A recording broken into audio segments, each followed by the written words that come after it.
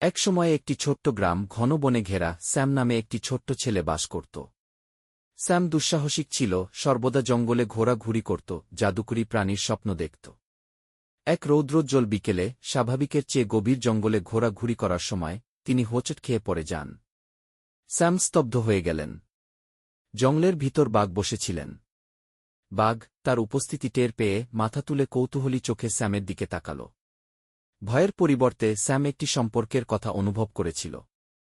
তিনি ধীরে ধীরে বাঘের কাছে এলেন, ভয়ে স্যামের হার্ট কাঁপতেছিল।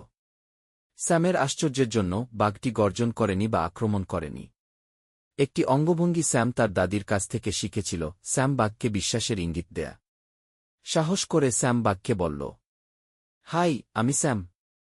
স্যাম ফিসফিস করে বলল। বাঘ তার লেজ ঝাঁকুনি দিয়ে সাড়া দিচ্ছে, স্যামকে কাছে আমন্ত্রণ জানিয়েছে। পরের কয়েক সপ্তাহ ধরে স্যাম প্রতিদিন বনে ফিরে আসে। তিনি বাঘের নাম দেন টাইগ্রিস। তারা গাছের মধ্যে লুকোচুরি খেলত এবং নদীর স্রোতগুলি একসাথে দেখত। স্যামের কাছে এটি একটি স্বপ্নের মতো মনে হয়েছিল, একটি গোপন বন্ধুত্ব যা অন্য কেউ জানত না। কিন্তু একদিন যখন তারা খেলছিল, স্যাম লক্ষ্য করেছিল যে টাইগ্রিসকে অস্থির দেখাচ্ছে। স্যাম এর মন কেঁপে উঠল। কি হয়েছে টাইগ্রিস, সে জিজ্ঞেস করল, দুশ্চিন্তা তার কণ্ঠে ভেসে আসছে। বাঘটি থামল, তারপর বনের প্রান্তের দিকে তাকাল যেখানে গাছগুলি ঘন এবং অন্ধকার হয়ে দাঁড়িয়েছিল। স্যাম টাইগ্রিসের অস্বস্তি অনুভব করেছিল, সম্ভবত এটি তাদের পরিষ্কারের বাইরের বিশ্ব ছিল যা তার বন্ধুকে বিরক্ত করেছিল।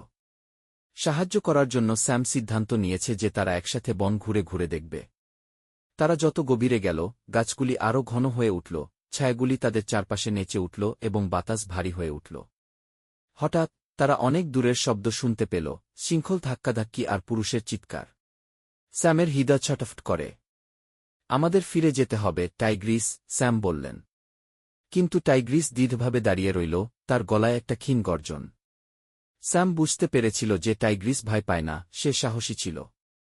গোলমালের কাছাকাছি গিয়ে তারা একদল চোরা শিকারীকে ফাঁদ বসাতে দেখল। ভয়ে স্যামের চোখ বড় হয়ে গেল। টাইগ্রিসের উপস্থিতি সাহসের সাথে বাতাসকে ঘন করে তুলেছিল।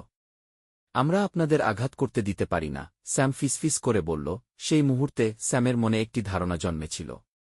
তিনি মনে করতেন গ্রামের লোকরা প্রায়ই ঐক্যের শক্তির কথা বলে। আমাদের সবাইকে সতর্ক করতে হবে। তিনি টাইগ্রিসকে বললেন। টাইগ্রিস মাথা নাড়ল, বোঝার সাথে তার চোখ উজ্জ্বল হয়ে উঠল।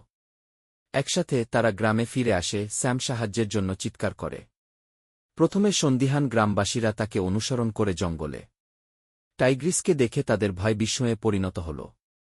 স্যাম আশেপাশে লুকিয়ে থাকা বিপদের ব্যাখ্যা দিলেন এবং তাদের সম্মিলিত শক্তি দিয়ে গ্রামবাসীরা শিকারীদের জন্য তাদের নিজস্ব একটি ফাঁদ তৈরি করে। শীঘ্রই চোরা শিকারীরা ধরা পড়ল এবং বন আরও একবার নিরাপদ হল। স্যাম টাইগ্রিসের দিকে তাকাল, যে তাকে স্নেহের সাথে ধাক্কা দিয়েছিল। আমরা এটা করেছি, স্যাম উল্লাস করল।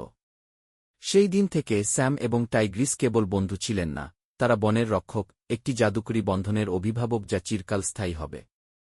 এবং যতবারই স্যাম জঙ্গলে ঢুকেছিল, সে জানত সে কখনই একা ছিল না।